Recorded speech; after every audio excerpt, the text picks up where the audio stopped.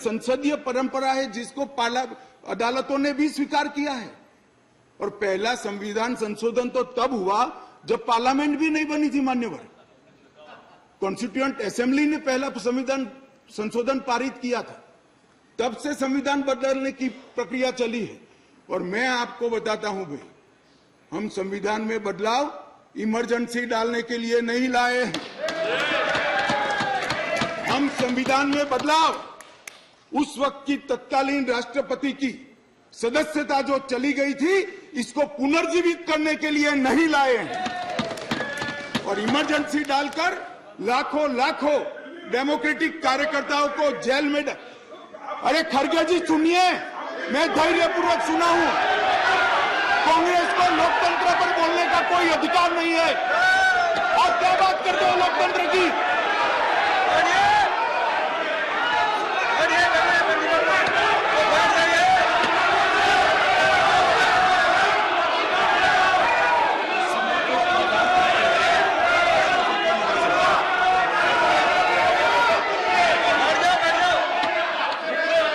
Honorable members, please take your seat. Take your seat. Nothing will go on record. Take your seat. Take your seat. One second, please. Honorable members, the Honorable Home Minister was throughout present by and large, and he heard everyone very patiently. And everyone in the House, now he has a right and duty as Home Minister to address the House. He is something wrong? Sorry. Honorable Home Minister, nothing will go regard. Please. मान्यवर, मैं थोड़ी जल्दबाजी में प्रधानमंत्री की जगह राष्ट्रपति बोल गया, इसलिए मैं थोड़ा फिर से रिपीट करना चाहता हूं। इस देश के पूर्व प्रधानमंत्री की सदस्यता बचाने के लिए हम ये बिल नहीं लेकर आए।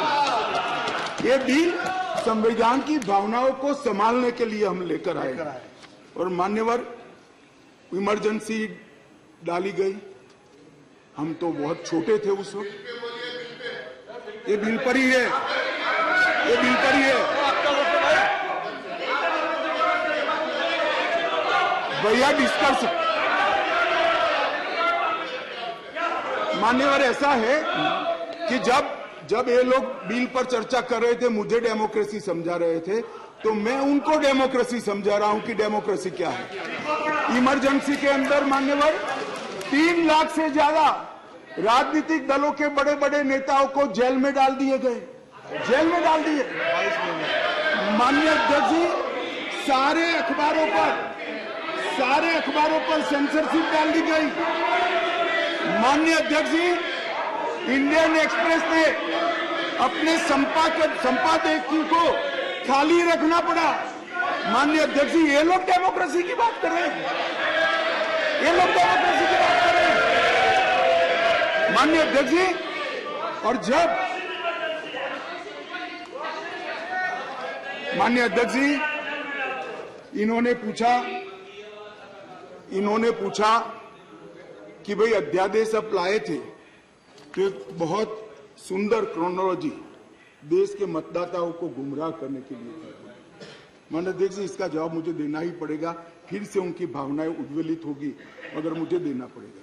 माननीय अध्यक्ष जी, उन्होंने कहा 11 मई को फैसला है और 17 मई को ऑर्डिनेंस लाया गया और 19 मई को एससी को सुप्रीम कोर्ट को छुट्टी पर जाना था, तब ऑर्डिनेंस को घोषित किया गया। माननीय अध्यक्ष जी, मैं इसका तो पूरा क्यों करना पड़ा इसका मुझे जस्टिफिकेशन देना चाहिए, क्योंकि विरोध भी 2 दर्ज हुए इसी विषय पर। परंतु मैं उनको ये कहना चाहता हूं, और ये एक मुद्दे कौन खड़े कर रहे हैं जिनका पूरा जीवन सुप्रीम कोर्ट में वकीलात करते करते गया।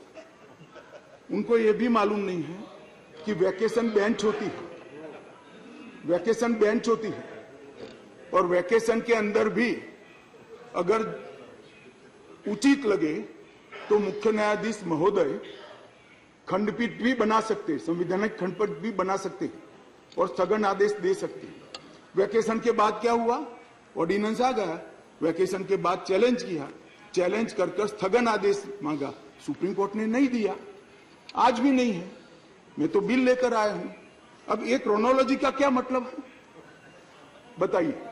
मगर यहां चर्चा कर कर एक भ्रांति खड़ी करना कि हमारे अधिकारों को लेने के लिए लालायित थे।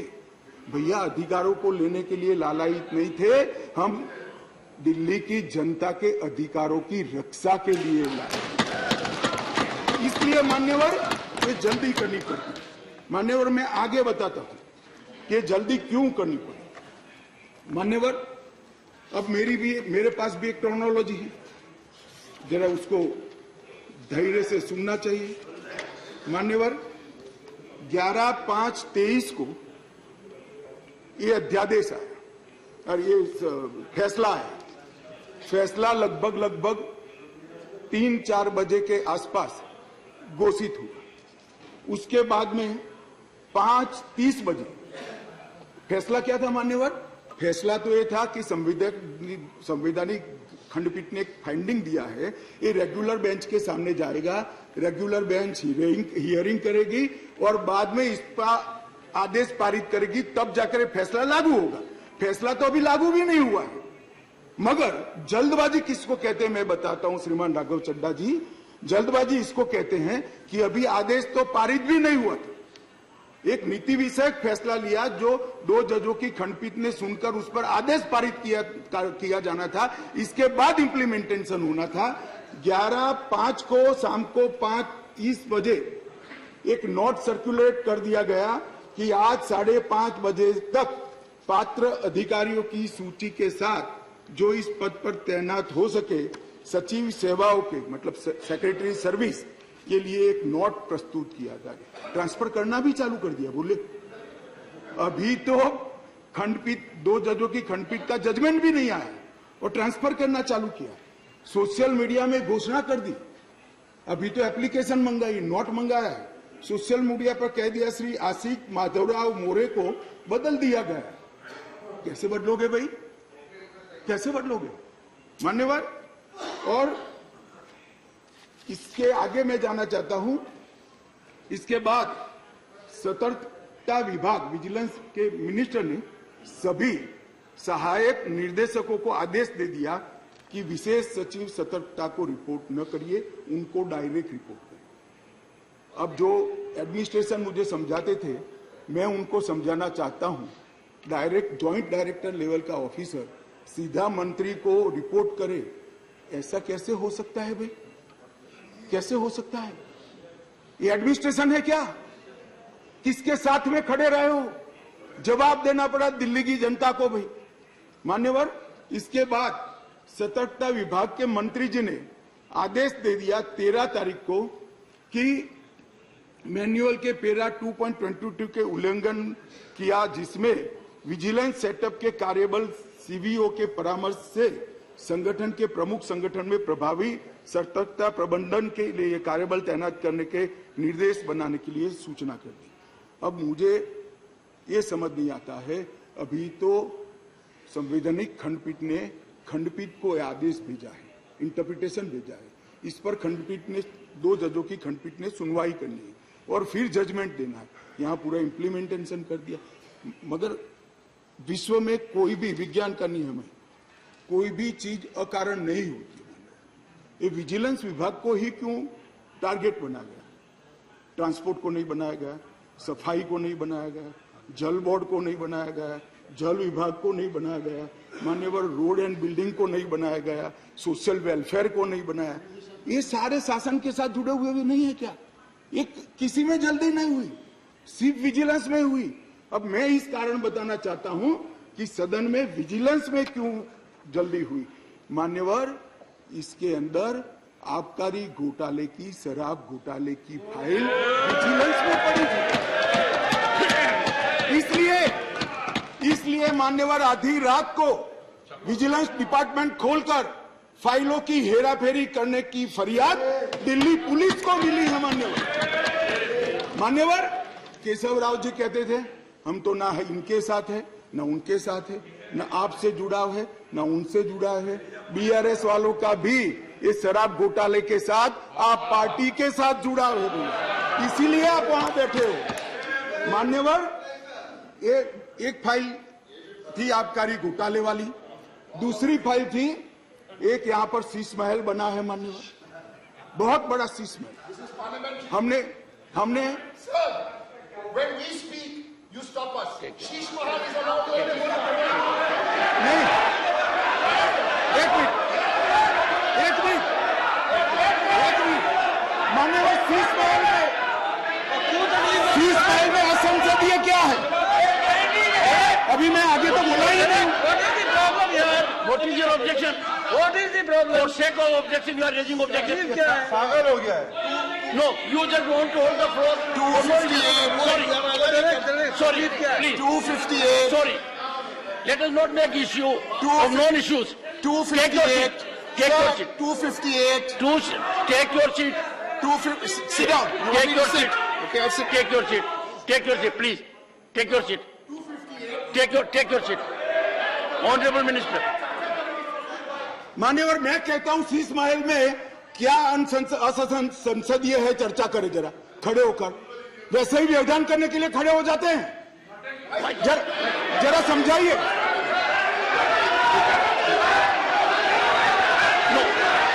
मान्यवर, मेरा निवेदन है,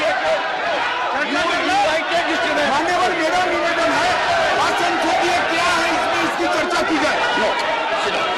मेरा निवेदन है। Take your seat, please. Take your seat. Sheesh Mahal पे चर्चा हो जाए। Take your you. Mr. Derek O'Brien, you deliberately got up only to create disturbance, only to create disruption. This will not be accepted. Please. Sir, leader would like to speak, sir.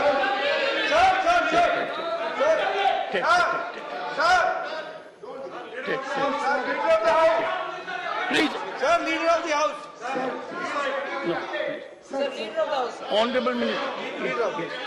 Sir, ये One आपने second. पिछली बार भी इस विषय के ऊपर बड़ी गंभीरता बताई थी कि जो थिएट्रिक्स करने का सिलसिला इस सदन में जो माननीय सदस्य करते हैं, अगर इनको हिम्मत है, अगर इनका इरादा शीश महल के ऊपर चर्चा करने का है, तो हम अभी के अभी शीश महल के ऊपर चर्चा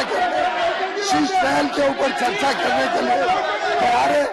हो जाए शीश महल के ऊपर पूरी चर्चा। जो ये शीश महल को ऑब्जेक्ट कर रहे हैं, Take your seat.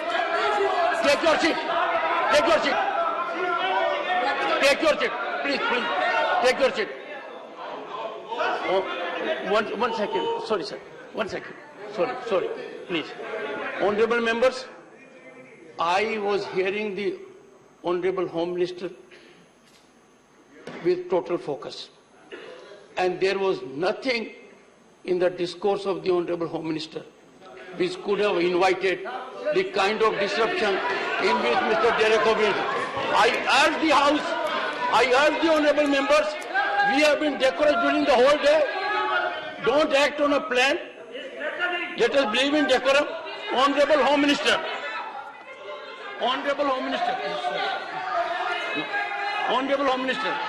माननीय अध्यक्ष जी, यही जिसको निशाना बनाया गया वही विजिलेंस की ऑफिस में मुख्यमंत्री के नए बंगले पर खर्च हुए अवैध खर्चे के लिए और आवंटित की गई राशि से 6 गुना ज्यादा खर्चे के लिए जांच की फाइल भी उसी के अंदर थी। माननीय अध्यक्ष जी, माननीय सुप्रीम कोर्ट ने एक ऑर्डर दिया था कि अपनी पार्टी के, सरकार के नहीं, अपनी पार्टी के प्रचार के लिए दिल्ली सरकार का जो खर्च हुआ है वो खर्च दिल्ली सरकार से नहीं, आप पार्टी से वसूल कर दिल्ली सरकार के खजाने में डाला जाए 90 करोड़ रुपए। इसकी जांच भी यही विजिलेंस डिपार्टमेंट ने की। मान्यवर, इन्होंने दिल्ली सरकार के पास लॉ एंड ऑर्डर नहीं है, इसका मतलब पुलिस नहीं है, इसलिए वहां इंटेलिजेंस डिपार्टमेंट नहीं हो सकता है, मगर उन्होंने एक फीडबैक यूनिट बनाया और फीडबैक यूनिट से राजनीतिक जानकारियां इकट्ठा करना शुरू करी। मान्यवर, इसके खिलाफ भी एक जांच चली और एक जांच की फाइल भी विजिलेंस डिपार्टमेंट ने दी। मान्यवर, BSES और BYPL ये दो वीज वितरण कंपनियां हैं जिनका 21,000 करोड़ रुपया दिल्ली सरकार को बकाया है, देना है, फिर भी 2,000 करोड़ का उनको पेमेंट कर दिया गया। इसकी भी जांच चल रही है। वो जांच की फाइल भी इसी विजिलेंस डिपार्टमेंट में थी। मान्यवर, और ये आधी रात को जो कागज इधर उधर कोरने का प्रयास किया गया वो ही इमरजेंसी थी। चिदम्बरम साहब को शायद मालूम नहीं था, इसलिए पूछते थे कि क्या इमरजेंसी थी, तो भाई ये इमरजेंसी थी, इमरजेंसी ये थी। और मान्यवर, अगर ये न करते तो सारे घोटालों की फाइलों को गुम करने का एक नया घोटाला रजिस्टर करना पड़ा और इसलिए इमीडिएटली ऑर्डिनेंस लाना पड़ा जो संविधान सम्मत है। संविधान में ऑर्डिनेंस की व्याख्या और अधिकार ऐसे स्थितियों के लिए ही दिए गए हैं और सबको मालूम है जब ऑर्डिनेंस लेकर आते हो तो 6 माह के अंदर या सबसे पहले सदन के अंदर, जो सदन जब मिलेगा तब सदन के सामने रखना पड़ता है। तो आज मैं लेकर आया हूं। अब इसमें गैर संवैधानिक क्या है भाई, बताओ तो। इतनी सारी 5 घंटे से चिल्लाट करते हैं, इसमें गैर संवैधानिक क्या है? क्या प्रीपेड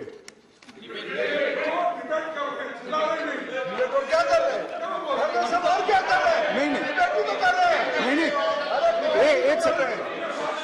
मान्यवर, खड़गे साहब की बात सही है। चिल्लाना शब्द निकाल दीजिए। बार बार रिपीटेशन के साथ इसको आप दोहरा रहे हो, इसलिए मैं बता रहा हूं बस। खड़गे साहब की बात सही है। मान्यवर, अब ये विधानसभा के अधिकारों की बात करते हैं। हम सब ये सम्मानीय सदन के सदस्य हैं। सदन जब राष्ट्रपति महोदय आहूत करती है, बाद में इसका सत्रावसान होता है। ये संविधान की एक बनाई हुई सदन को चलाने की कार्यरीति है। इस पूरे देश में एक ही असेंबली है जिसका सत्रावसान ही नहीं हुआ ना, सत्रावसान होता ही नहीं। स्पीकर साहब सदन को मुलतवी करते और फिर जब बुलाना है, राजनीतिक भाषण करना है, तब सदन को बुलाकर 3 घंटे चलाकर फिर से बंद कर देते। दिल्ली असेंबली ऐसी है जिसका आज तक सत्रावसान ही नहीं हुआ है। मान्यवर, आप मुझे बताइए ऐसे चल सकता है? माननीय अध्यक्ष जी, विधानसभा के rules of procedure and conduct of business 1997 के नियम 70 में विधानसभा अध्यक्ष को सदन को स्थगित करने का अधिकार दिया है। ये अधिकार इस तरह से देश के किसी भी असेंबली के स्पीकर ने नहीं उपयोग किया है।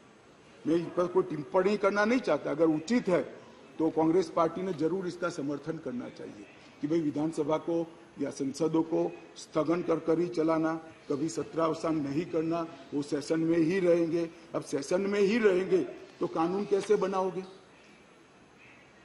आप कैबिनेट बुला ही नहीं सकते। इसलिए क्या स्थिति है समझिए साहब। 2020 में सत्र की संख्या कितनी हुई दिल्ली के? 1 बजट सत्र। 2021 में कितनी? 1 बजट सत्र। 2022 में कितनी बार सदन बुलाया गया? 1 बार बजट सत्र।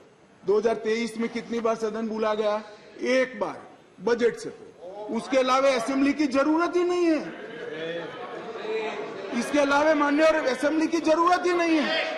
ये किस तरह से असेंबली चला रहे हैं मान्यवर? कैबिनेट के अधिकारी की दुहाई दे रहे हैं। 2022 में 6 कैबिनेट बैठक सिर्फ हुई है, 1 साल में सिर्फ 6। इसमें से 3 बजट रिलेटेड है और 3 एक बिजली कंपनी को सहायता करने के लिए बुलाई गई, बाकी एक भी कैबिनेट नहीं बुलाई। मान्यवर 2023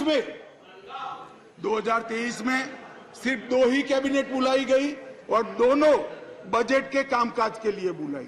अब आप क्या भैया कैबिनेट का दुहाई देते हो, क्या अधिकार का दुहाई देते हो? ना कैबिनेट मिलती है, ना सदन मिलता है, और हमें डेमोक्रेसी पढ़ाते हो भाई। ऐसा कभी नहीं होता भाई। ये जो कहते हैं ना कि क्या विशेष हुआ था, इसलिए मैं समझाता हूं मान्यवर क्या विशेष। मान्यवर IRTS, AIIMS, Delhi metro, IIT Delhi, UR जैसे ढेर सारे योजनाओं का क्लियरेंस न मिलने के कारण ये इंस्टीट्यूशन और ये डेवलपमेंटल काम दिल्ली की जनता को नहीं मिल पा रहे हैं। वो राजनीतिक रूप से रोक कर बैठे हैं। 5G टेक्नोलॉजी लाने का रास्ता मोदी जी सुगम करना चाहते थे। हमारे अश्विनी भाई बार बार पत्र लिखते हैं। 2016 से झगड़ा चल रहा है, मगर इस पर कार्यवाही नहीं करी और ट्रांसफर पोस्टिंग के लिए इनको सुप्रीम कोर्ट में जाने का समय है। मगर 5G टेक्नोलॉजी को इंस्टॉल करने के लिए जो सहायता चाहिए भारत सरकार को, वो करने का समय नहीं है। माननीय अध्यक्ष जी, मैं इसलिए कहता हूं कि कुछ परिस्थितियां ऐसी होती है जिसको अलग दृष्टिकोण से देखना पड़ता है। दिल्ली के अंदर 91 से 2015 तक यही व्यवस्था, इसी तरह से ट्रांसफर पोस्टिंग होती थी मान्यवर, और कोई कानून या कोई नियम बनाने की जरूरत नहीं पड़ती। मान्यवर, मैं फिर से एक बार सदन का ध्यान आकृष्ट करना चाहता हूं। कुछ सदन के सदस्यों ने कहा कि ये बिल संविधान सम्मत नहीं है और संविधान के अधिकारों को ये बिल कानून के द्वारा संविधान सुधारने का प्रयास है। मान्यवर, मैं इनका ध्यान दिलाना चाहता हूं कि अध्यादेश और बिल के अंदर थोड़ा फर्क। अध्यादेश के अंदर धारा 3A है जो बताती थी कि दिल्ली विधानसभा को एंट्री 41 यानी सेवा मामलों पर कानून नहीं बना पाएगी, ये अध्यादेश के अंदर। फिर हमने इसको ध्यान से बारीकी से अध्ययन किया, काफी लोगों की राय भी ली और लगा कि ये एकदम वायोलेशन तो नहीं है संविधान का, मगर ग्रे एरिया है। इसलिए जो मैं बिल लेकर आया हूं, विधेयक लेकर आया हूं, इसमें धारा 3A को भारत सरकार ने ही हटा लिया है, इसलिए वायोलेशन का क्वेश्चन डज नॉट अराइज। धारा 3A को हमने हटा लिया है, अध्यादेश से हटाकर बिल में धारा 3A को नहीं डाला गया है। अब दिल्ली